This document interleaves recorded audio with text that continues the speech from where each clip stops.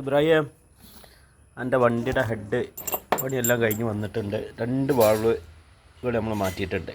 ഇതെൻ്റെ വണ്ടിയിൽ ഉണ്ടായിരുന്ന വാൾവുകളാണ്. രണ്ടും നമ്മൾ പുതിയ വാൾവ് ഇട്ടിട്ടുണ്ട്. സ്പ്രിങ്, ലോക്ക് ഇതിനൊന്നും കംപ്ലൈൻ്റ് ഇല്ല.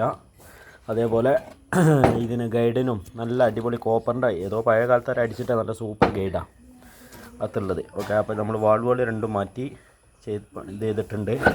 അതേപോലെ തന്നെ നമ്മളെ ഇതിൻ്റെ എന്താ പറയുക, ഇതിൻ്റെ സീറ്റിങ്, ഓക്കെ, സീറ്റിംഗ് എടുത്തിട്ടുണ്ട്.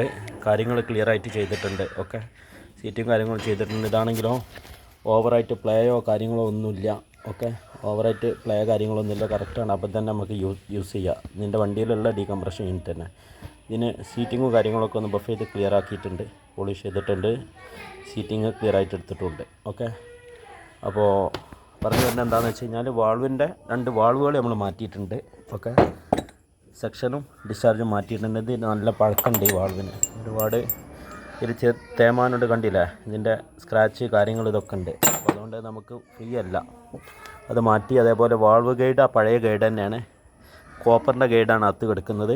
അതേപോലെ ഇതിലെ 1, 2, 3, 4 സ്റ്റഡുകൾ ത്രെഡ് പോയിരുന്നു, അതൊക്കെ ക്ലിയർ ചെയ്യിച്ചിട്ടുണ്ട്.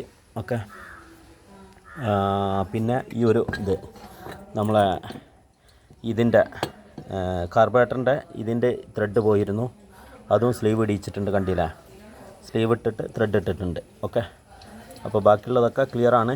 അപ്പോൾ ഇന്ന് നമ്മൾ ഇത് പെയിൻ്റ് അടിച്ച് സ്പ്രേ പെയിൻറ്റ് ചെയ്ത് നമ്മൾ ഹെഡ് ഇന്ന് വൈകുന്നേരം സെറ്റാക്കും. ഓക്കെ.